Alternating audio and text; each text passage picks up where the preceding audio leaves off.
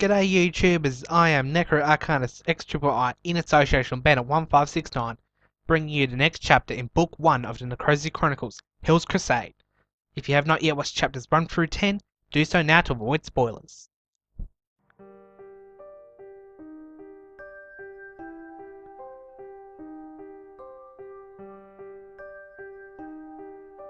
Everybody reached the top of the stairwell, but there was debris blocking the entryway. Vincent tried to push it out, but he could not budge it. All eyes then suddenly turned to Stan. "What are you looking at me for?" he asked. "We're not looking at you," said Dante. "We're looking at that big-ass helmet of yours." Stan tried to back off, so it took John, Dante, Vincent, Luke, Spearin, and Jack to grab a hold of Stan and throw him into the debris like a battering ram. Stan soared through the debris with ease and landed back out.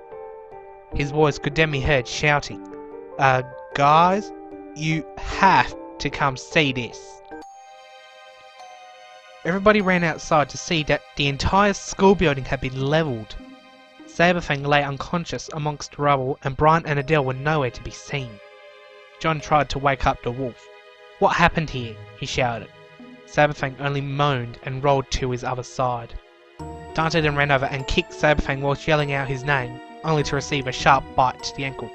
"Shut the fuck up," groaned Saberfang as he slowly staggered to his feet. "Where are the others?" asked Raziel. "I managed to get up here," replied Saberfang, "and I saw Brian fending off soldiers, so I hid Adele somewhere to help him. I came outside to help Brian fight off the next wave, but..." Saberfang turned to face a number of people tied to the stake and burned alive.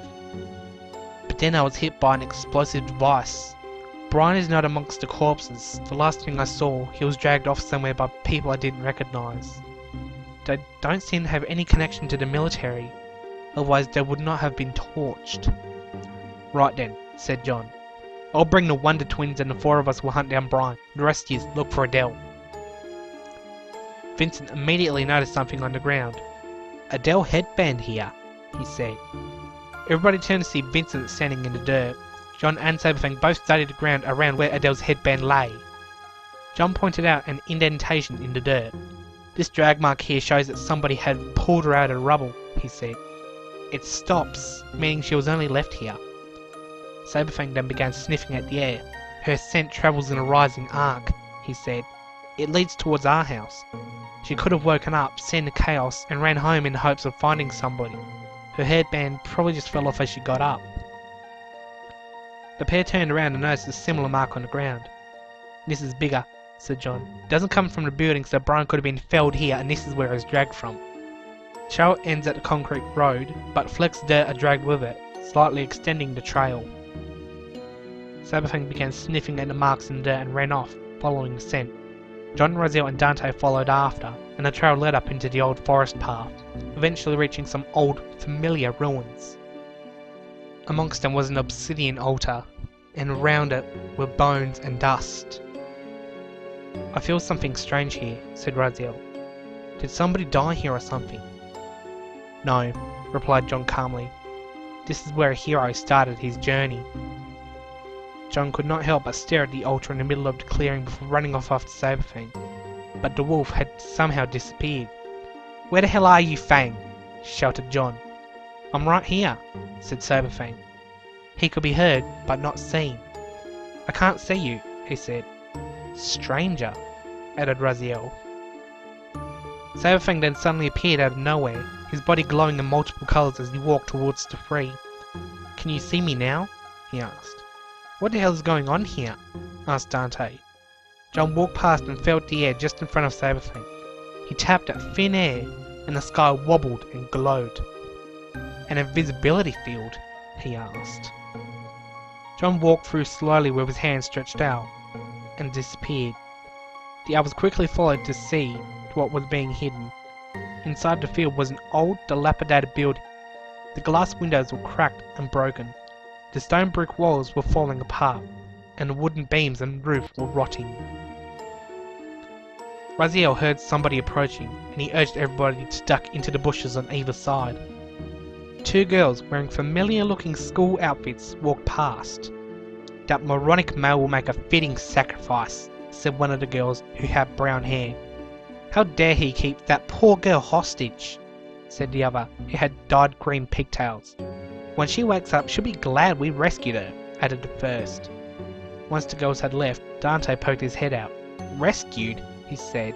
More like nearly fucking killed. Still, they seem quite confident, ditzy, almost hippie-like, and carefree. Raziel then poked his head up. What are you suggesting, Dante? He said. What? I'm just gonna say that whatever the hell they're on, I'll take 2 of them. After everything we've gone through today, I've got a splitting fucking headache. John and Sabafang climbed out of the bushes, and they saw an old sign next to Dante that was too weathered to be able to read. But the circular symbol that was seen in the basement of the school was on the sign, right next to the impaled crow with the ark. I know I've seen that symbol in real life before, said John. Still, why would they be hanging out here? Are they part of some sort of feminism cult? Looks like it, replied Dante. Raziel then checked his phone. I think this is that college, but it looks too abandoned to be it. Besides, this photo looks a lot bigger. John started to move on. Whatever is here, we'll find it, and hopefully Brian. John jumped into the building through a broken window and began looking around. There's nothing here, he said. No other girls, no symbols, no artifacts of any kind. Raziel looked around and spotted something. What's that? A door? John turned around and definitely saw an iron dungeon-style door. The circular symbol was etched onto the lock, but when John opened it, it just led back outside. He exited the building and closed the door behind him, waiting for the others to catch up. Maybe, said Sabafang, this building is just an illusion. The true building lies inside that door. Leaving does nothing, but what if we entered? John turned around and faced the wolf. You may have a point there, he said. Let's check it out. John carefully opened the door a crack, just in case. He peeked inside and did in fact see the true interior of the building, hidden through some sort of magical portal. However, he saw somebody approaching and closed the door quickly. Hide! He shouted. The door opened itself just as the group was hidden, and a girl with short, blonde hair and glasses poked her head out, looking around. She eventually just shrugged her shoulders. Probably just the wind, she said, before closing the door firmly. The group then stood up in the bushes, but did not leave them. Sabafang stood fully erect on his hind legs, sniffing at the air. I didn't know you could do that, said Dante. How do you think I've been stealing food off the benches? Replied Sabafang. I'm still learning though, but at least I don't have to hang on to something to stand up. Still, I can't wait to assume human form. I'll finally be able to be social with other intelligent species. You'd be surprised, Fang, said Dante. Most humans are just dumb, shallow, vain bastards. Says their representative, laughed Raziel. Shit, duh, shouted John. Everybody jumped back into the bushes at John's warning as the 2 girls from earlier were coming back. I can't believe she's gone, said the brunette. She must have just woken up and walked home, replied the pigtail girl. I just hope she got back there safely without any more of them bastards attacking her. It's a shame though. She was such a strong, pretty thing. She'd be useful among our ranks. Hey, you know what? She kind of reminded me of that girl in the dorm next to ours. Facial features almost match exactly, but their eyes are kind of different. Never seen anybody with purple eyes before. How beautiful, weren't they? Like gemstones. The 2 girls entered the building and disappeared. Then Dante poked his head out. Bloody lesbians, he muttered. John then jumped up with a backflip, smacking Dante upside the head in midair. What the hell was that for? Shouted Dante. Don't judge people for their lifestyles, said John. And before you say anything, the only reason I take yours out on you is because you're a bloody idiot. Anyway, we need to sneak past them. Fang's gonna have to stay here though, amongst a group of girls that can sniff out a smelly hand he instantly walks in the door. Will you stick a bit? Protested Sabafang. They'll smell you too. Not really. I know for a fact that Dante wears a perfume cologne. Just a quick spritz and we'll fit in. But they'll still see you. I know a few forms of invisibility, said Raziel. Humans can only see because of the photons and light rays bouncing off of us. If Dad and I use a spell that causes the photons to bend around us, we'll be practically invisible. The only flaw is, up close, one will be able to see the light curving, so we'll have to be careful. Dante can do that thing he does where he turns into smoke. Just for the record, said Dante, I'll call it wind walking. And it's only useful if I move around, so I won't be able to stop and listen in on a crowd or something. Then just walk around in a circle on the spot and we'll report back with Fang afterwards. Dante pulled a small bottle out of his jacket and sprayed John and Raziel with it. The three men then cast their spells and turned invisible before Saberfang's eyes. Dante then tapped whoever he could on the shoulder. I can wind walk through the keyhole and scout ahead, he said, but you're probably going to have to wait until somebody comes out. Okay, said Raziel. Be careful, and if you manage to stumble across the girls' sleeping quarters, please refrain yourself from acting like an utter bastard like you always are with women. Don't worry, I hate feminists anyway. Pissed them off, they always aim where it matters most. At that moment, the blonde girl from earlier left the door, and Dante waited for just the right moment to hold it open without her noticing. He waited until he heard John and Raziel run past until he shut it behind him. Saberfang had no invisibility, so he had to act the part of a wild animal, scaring off the girl when she went to pet him. After she had disappeared, he began laughing to himself.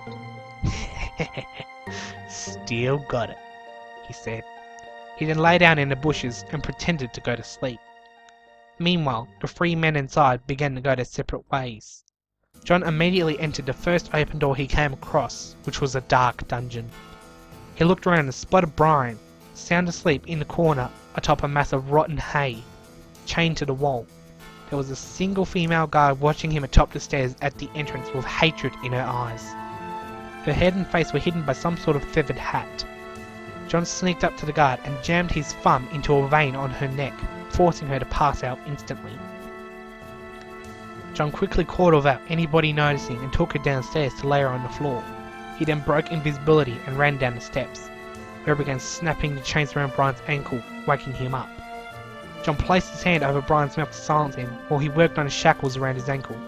Bending the broken links and sharpening it on the stone floor, John picked the remaining locks and set Brian free. Thank God you're alright, he said. We need to get you out of here before they friggin' incinerate you. We need to find an open window or something. Right, I think there's one in the room across, said Brian. I saw it while I was being dragged here. So why the hell didn't you break loose and run? Well, they're well armed. I mean, if two teenage girls managed to take me down, imagine what a whole college full can do to me. I just pretend to be asleep and waited to pick the lock during the guard change, but problem is I actually fell asleep. Right. But the door's now shut, so how are we going to open it without nobody noticing us? Even though it can turn us invisible, somebody's going to notice the door opening all by itself. Brian looked over at the sleeping guard. I have an idea, he said. Since we're going to be invisible, we can string her up like a puppet and waltz out there. John gave Brian a sincere look. What? Said Brian. I thought it was a great plan.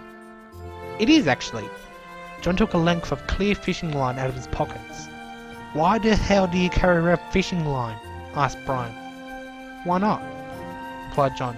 In the wild, it's stronger than twine you can make from plants, making it useful for traps, and it's a pretty useful execution tool when you're a hired assassin.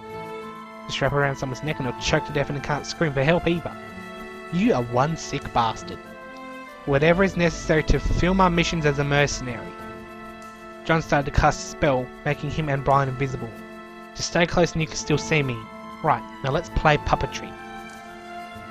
Brian could hardly see John's outline in the darkness, but he could see how well the plan was working. Right then, said John. You stay behind and move her legs. I'll tie her wrists and ankles to mine so that when I walk around and turn the doorknob it's going to look believable. No wonder you lived this long, said Brian.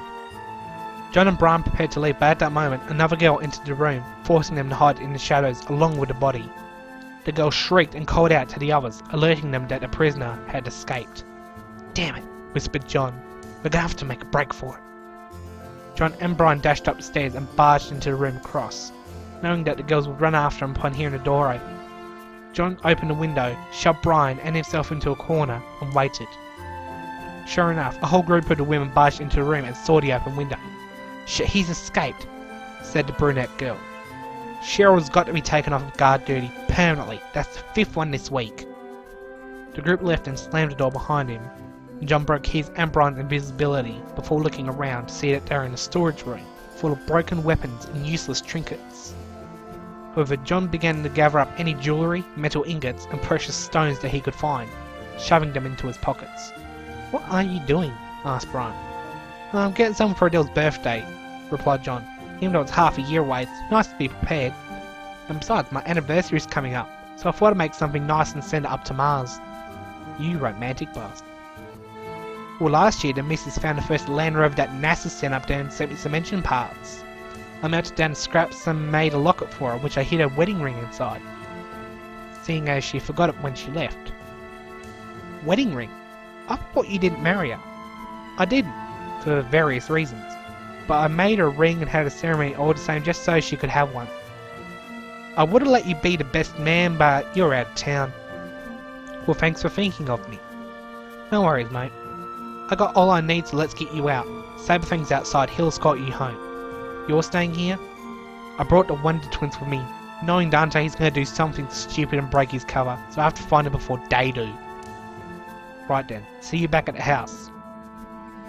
John turned to the door and thought of a way to get out of the room. He could hear the gargoyle being yelled at by a woman with a dark, familiar voice. "Damn it, Shori, you've let him go." "I'm sorry, I don't know what happened." "You're being taken off of guard duty. Alessa and Dahlia are taking your place." "Sorry, matron."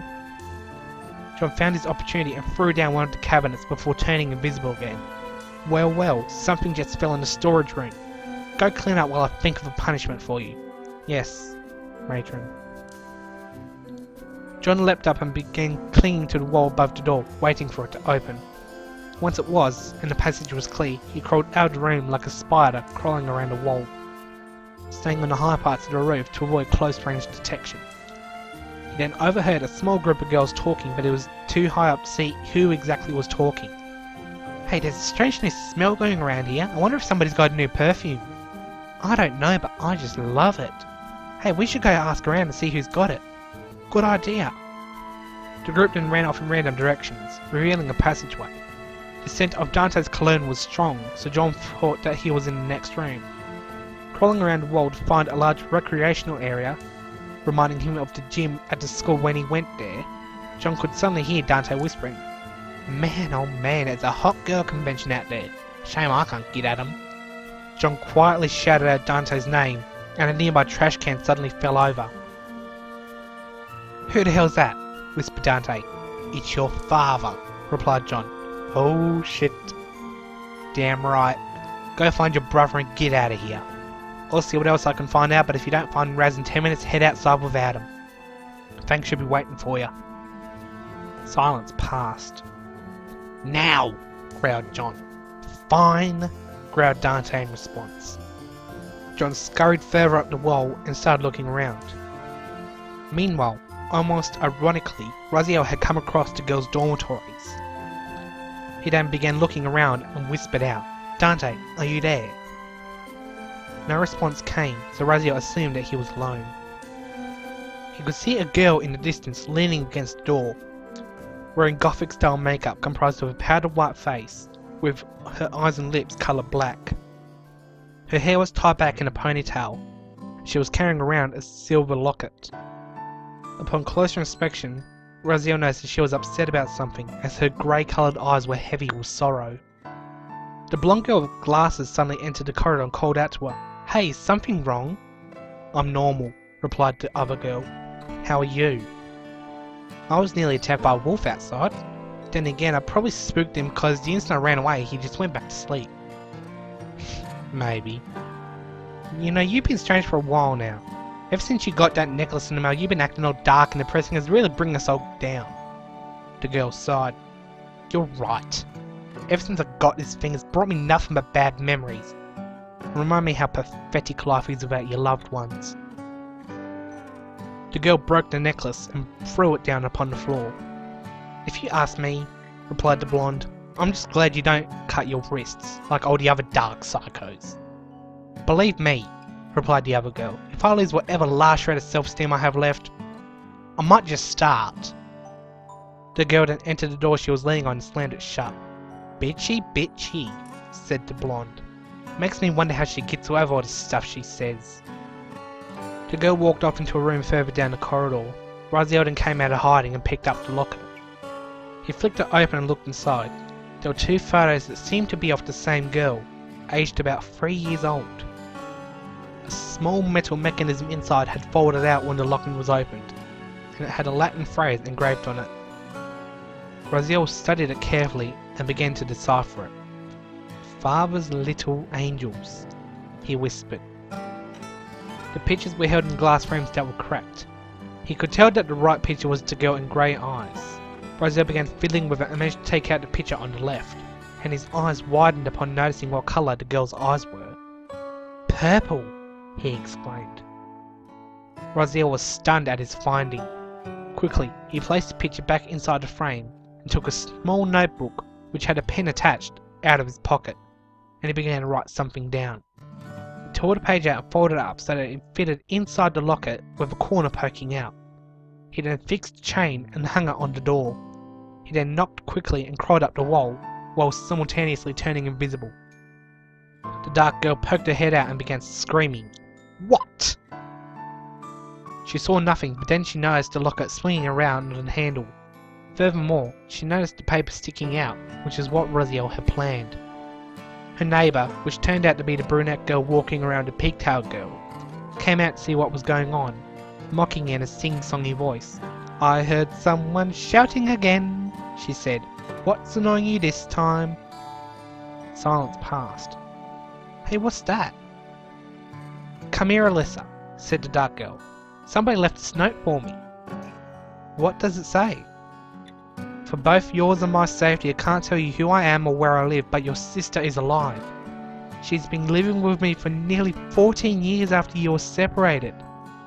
When I go back home, I'll tell her where you are, and one day we'll come find you." "By the goddess, we have to tell Dahlia."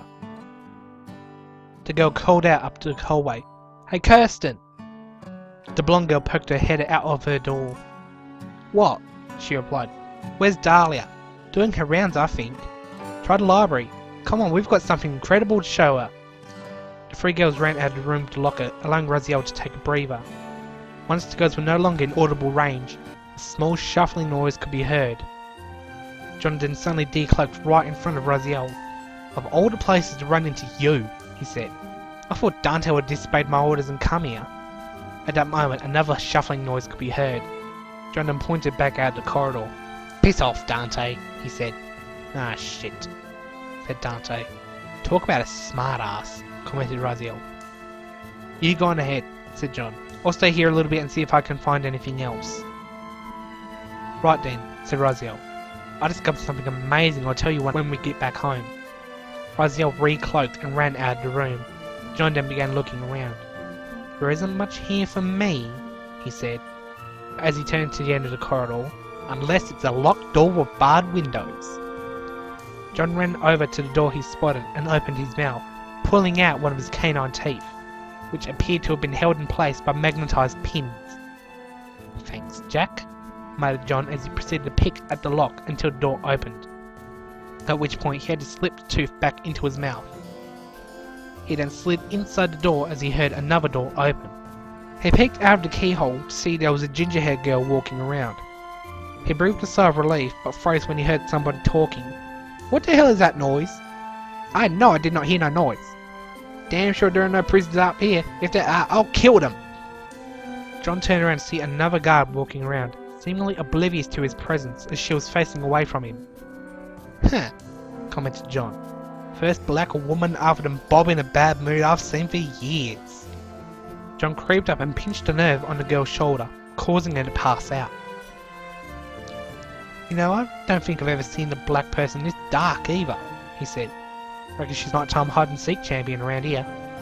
John began looking around a series of cell blocks and came across a shriveled up little boy with a white shirt and blue jeans in one of the cells. John flipped up his skull mask to look less threatening and called out to the boy. "Hey buddy, what are you doing here?" "These mean girls put me in here and forgot about me," replied the boy.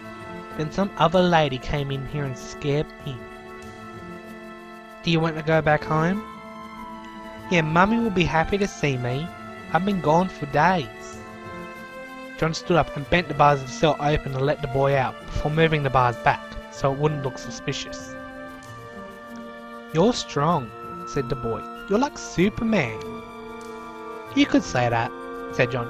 "Climb on my back and don't let go." The boy did as John told him and climbed up.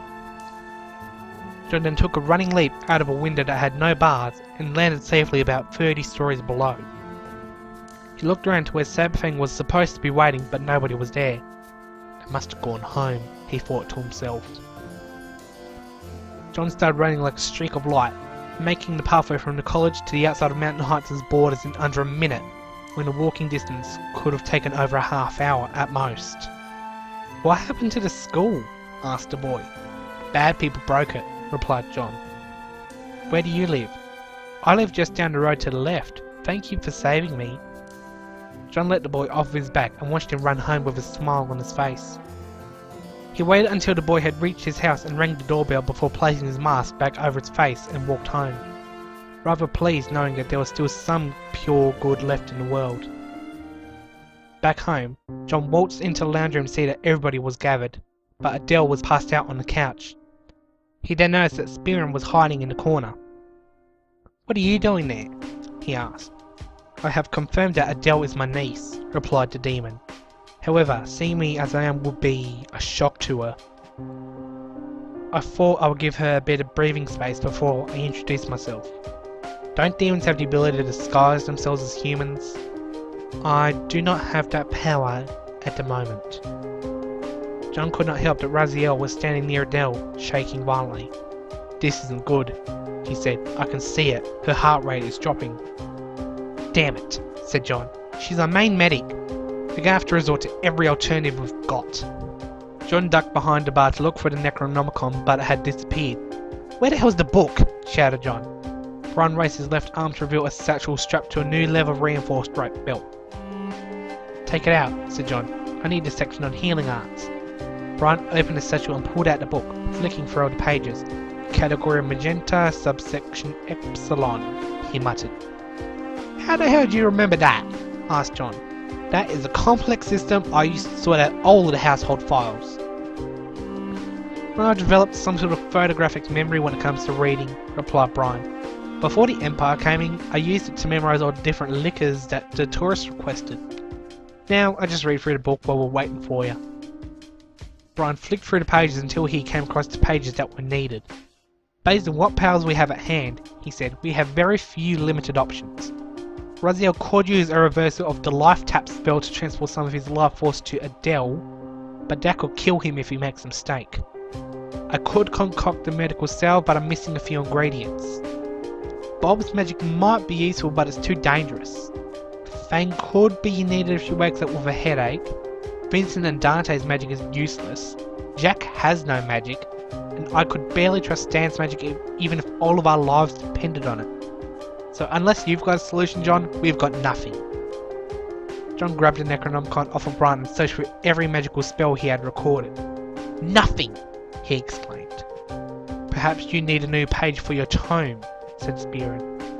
Everybody turned to the demon, who was pointing at the fireplace. The wood inside suddenly burst into flame, and Spearin reached inside. "I don't know how fire's gonna fix this," said Raziel. "Fire is not just a destructive force," said Spearin. "It is a volatile element, yes, but is also the most emotional, hence the term of burning passion." Spearin clutched something inside the fire and pulled it out. "I left these in hell when I deserted. I guess I have no choice but to take up the blaze forged for the bloods of gods once more." Spearin pulled out two large daggers, each shaped like a phoenix. One of the daggers had several rubies embedded in it, while the other had a set of holes. Dante then pointed out that the daggers had 4 blades pointing out of them. One of the blades was far longer than the other, nearly reaching 30 centimeters, while the others were only around 8. Dante fell over laughing while mimicking the gesture with his own hands, and Luke was downright worried for the boy's sanity. "Man, take a chill pill," he said.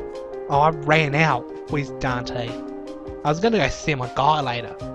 John twisted his head nearly 3/4 of the way around to glare at Dante. "Are you doing drugs, boy?" he shouted. No, I got a prescription from the pharmacy, said Dante. It's the shit they give to mental patients to stop them from being psychos. I use it to help me sleep, but, well, I was going to tell you, but then we had to attack the school, so I was going to tell you after, and here we are now. Don't need drugs to help sleep, said Vincent. I can club you in head at bedtime. That's what I was going to say, commented John. Then again, I might just start.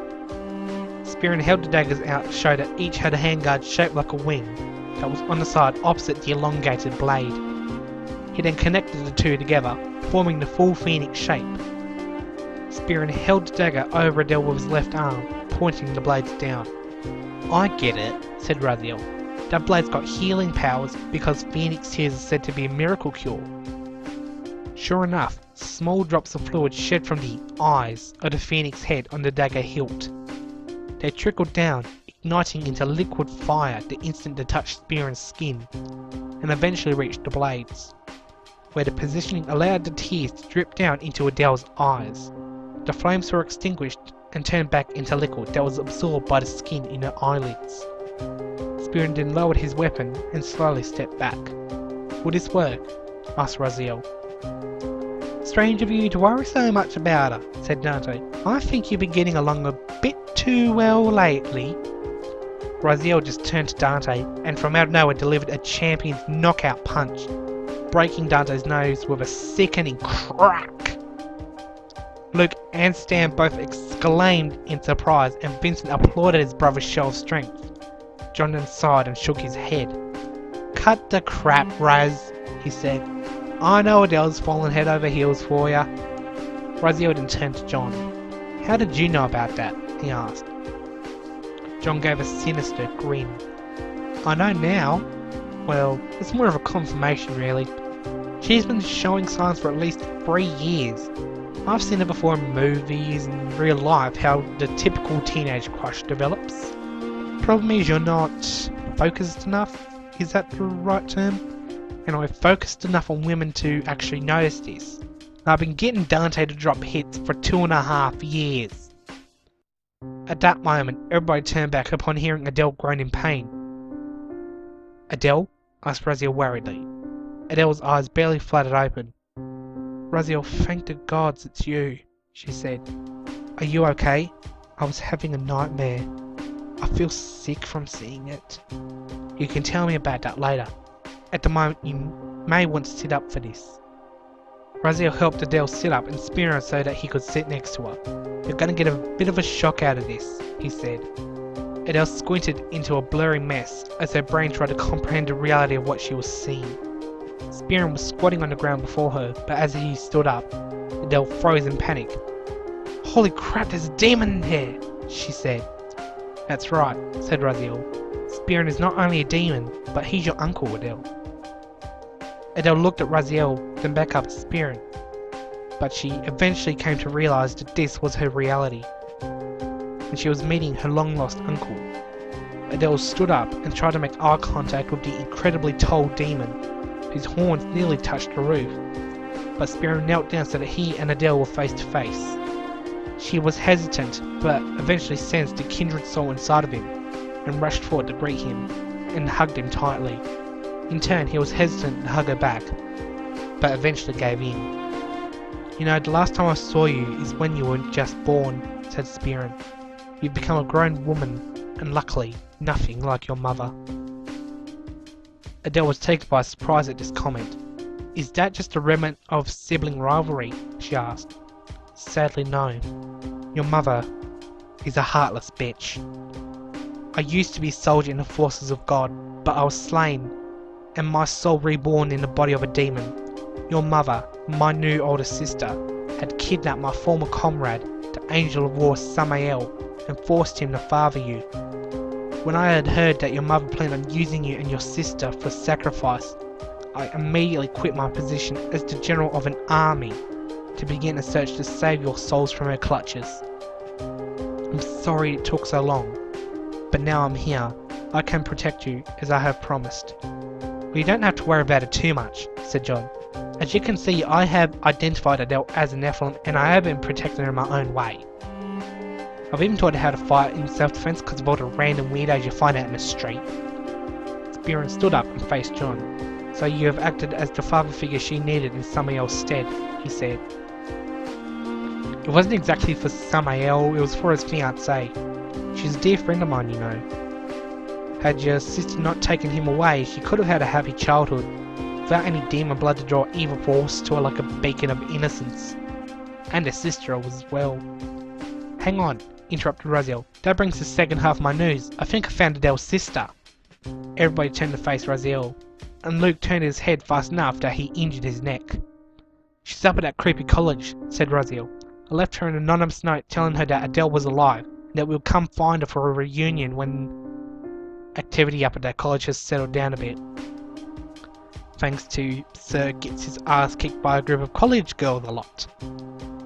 Dante, having just woken up, managed to let out a weak laugh.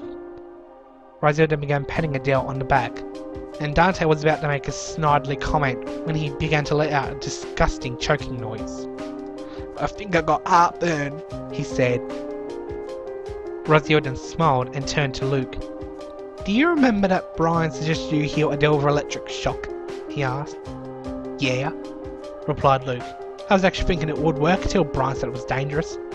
I mean, it only works on mental patients, half the time." Dante choked again. "You're mental for suggesting it," he said. Raziel smiled more. "Heal Dante, will you?" he said. Luke stretched his fingers out, and a bolt of lightning flew across the room and launched Dante up into the air, causing him to land back on the floor.